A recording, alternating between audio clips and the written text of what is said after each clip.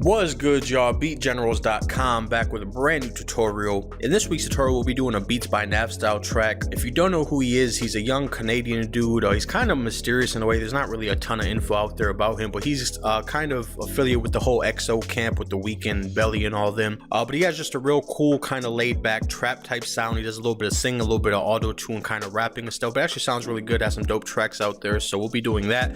Before we get into the tutorial, I just want to apologize for the wait on this actual tutorial. I was having some issues with my RAM and my computer dying or going out or whatever the term is for that.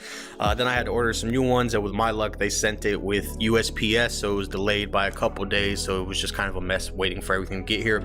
But we're back in the game, so let's jump in the next section and actually get started on the beat.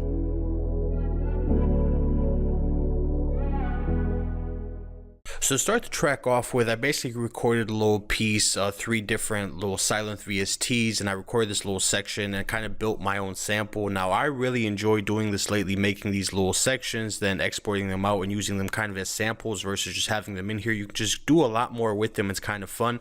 And then the other cool thing about it is when you get stuck on a beat, like if I start making a beat and after a while I get stuck, it doesn't really sound like much, I'll export the sample out, and there's so many times that I come back later and use the actual whatever I have, the instrumentation. Usually I don't export the drums, but the instrumentation, go back, resample, and make a whole new finished beat out of it. So just a great way to be more productive, to bring kind of a different tone to your beats, because it does give you a certain feel using samples. And then 3, you don't have to worry about the whole publishing, splits, all that kind of stuff, clearing the samples. So just a great way to go about it. So these are 3 little elements that I put together to start the track off with, and this is the original FLP here, so I just pulled it up real quick to show you guys where the sample came from. So the first thing I have is Patch 98, the Bendy Brassy Pad, and this is from OVO The Dynasty Volume 2. All 3 of these sounds are actually from that bank for Silent from StudioSounds.com. So this is the very first thing I added, just some chords, and here's the actual chord, what it looks like.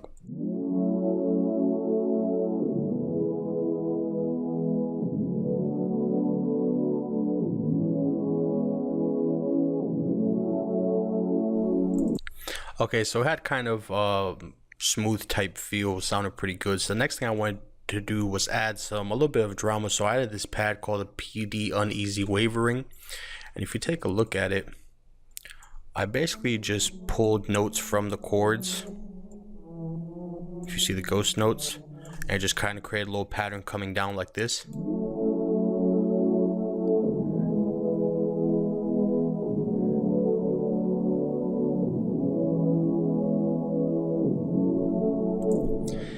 And then after that, I added this little lead, and it's called the LDT-1. And I just added a couple of notes, just to add like a little top end lead line to it, and here's what it sounds like.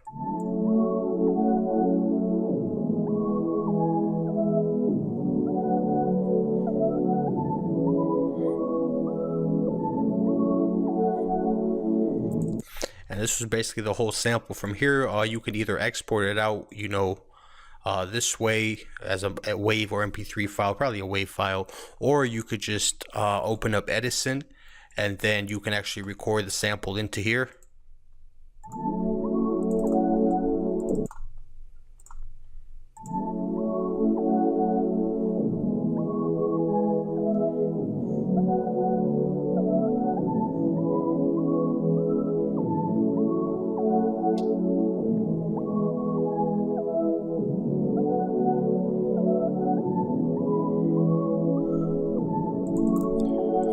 So this is usually how I go about it, just a little bit quicker. And then you obviously trim out your loop and go through all that to find a good loop of this, and then you just want to export it out. So you can just grab this and just drag it over to your actual playlist or to your actual step sequencer, whichever one you want.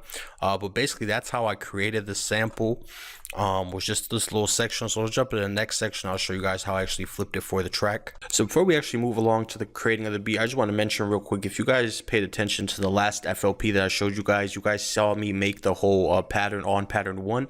So usually I'll create the whole beat in the same FLP, and I'll just keep pattern 1 with my sample. So if I want to come back later, remove a lead or remove a pad or remove something from my sample for the track, I can just do it right inside the project instead of having to open something up. So just a quick, easy way to do it. So just keep everything on pattern 1 and then just start building on pattern 2. For this one, I'm actually starting fresh. So these are the 2 samples I have. So I have one right here.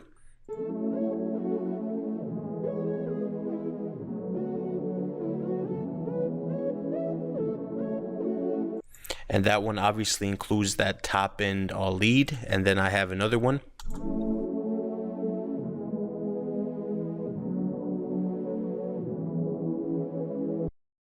And now that one is the same exact pattern, except it doesn't have the top end lead. So I'm going to use this one for the intro.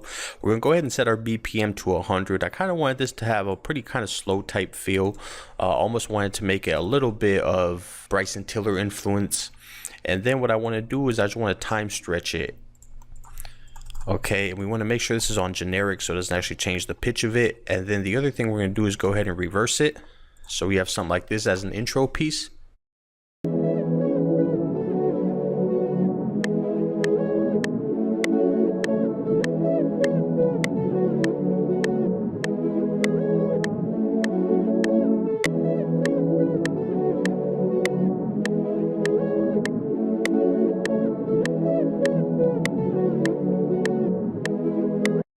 Now, as you can tell, that is obviously way too fast, and the reason for that being is just that we cut 2 bars instead of 1, so we just want to time stretch it a little bit further to get it on time and not double time, basically.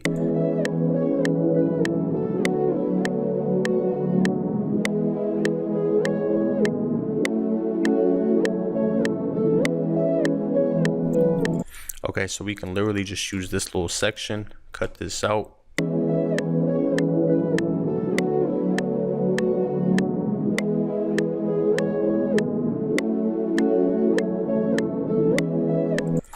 And then what we want to do is we want to trim a little bit of the sample. We want to give it that kind of light, airy type vibe that's in right now. So to kind of achieve that, all we're going to do is just throw a parametric EQ on there, cut a good amount of the low end. Maybe start something like that, and we'll double check it here in a second. And maybe keep that, I don't know, around 1200. We want a very kind of narrow mid type sound, just that kind of nice softness from it. So we want to get rid of all the stuff that we really don't need. So let's go ahead and take a listen to it now.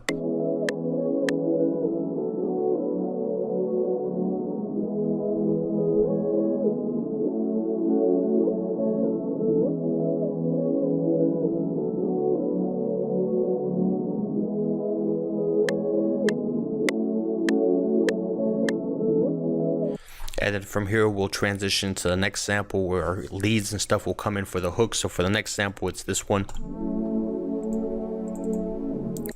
And again, we want to reverse this. So let's go ahead and do that real quick.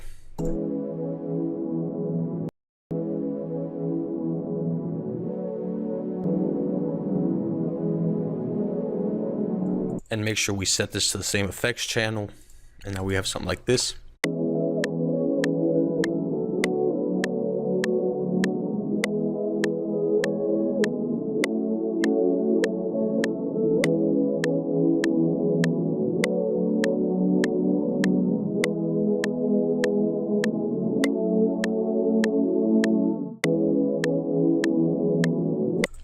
Okay, so we have that little end part there, because technically if you take a look at this sample or the actual lead that we used, it has a little bit of kind of a fade in, a little bit of a longer attack.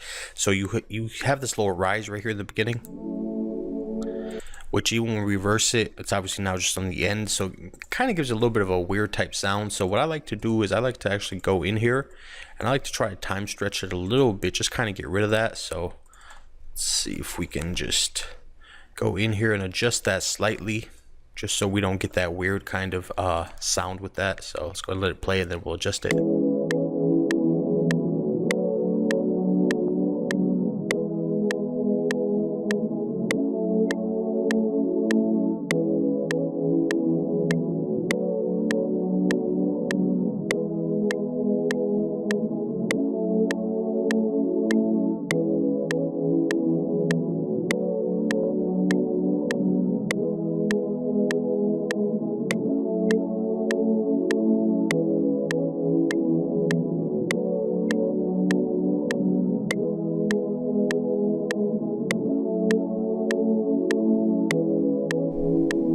Okay, so we have a kind of a transition like that. Let's take a listen to that one more time from the top.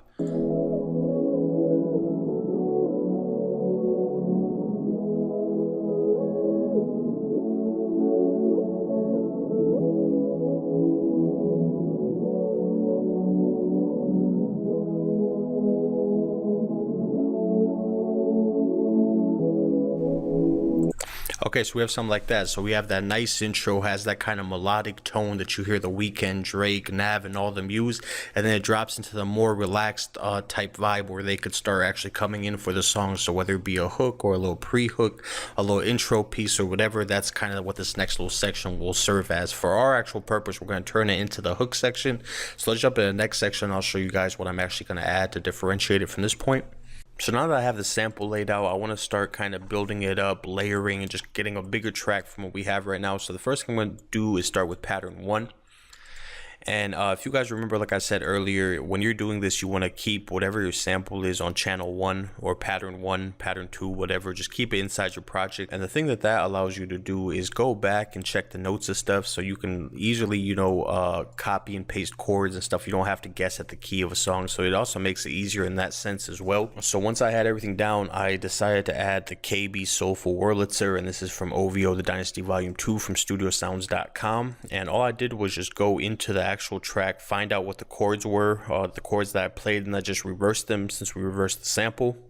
So I'm gonna go down and start with the E4, then I'm gonna go up to the G sharp, B, C sharp. So this is the chord we're gonna start off with, the exact same opposite of what we played earlier for the actual sample. So, and the reason we're doing that again is just because it's reversed.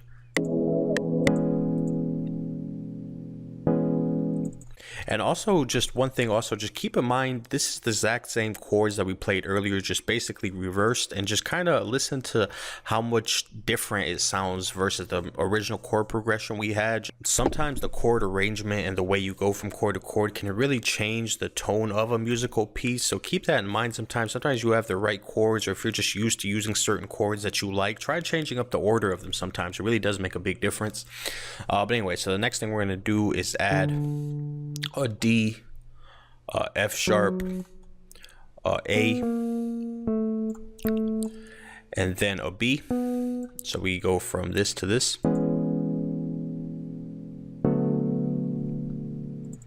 Then for the next one, we're going to go start with an E, go to the G sharp, and go to the B. The only difference is we're not going to play this little top end note over here, just to make them slightly different. So over here we have a 3-note chord, over here we have the 4-note chord.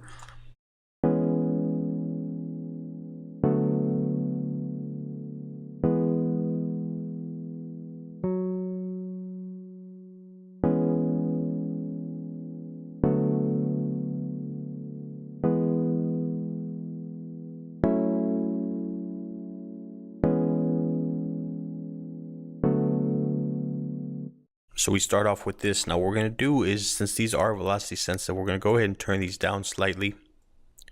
And then we're also going to go ahead and strum them. Just make them sound a little bit more natural. Give that EP a little bit of bounce and a little bit of flavor. So let's go ahead and add this in.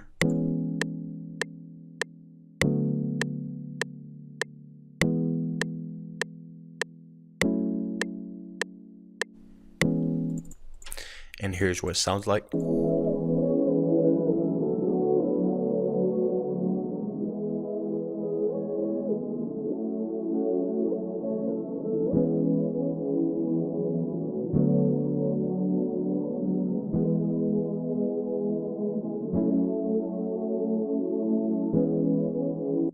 So we have chords that match the sample perfectly, obviously, since we pull the chords directly from it. Helps thicken it up and start creating a base to build on top of. So let's jump to the next section. I'll show you guys once I had this EP what I had the next.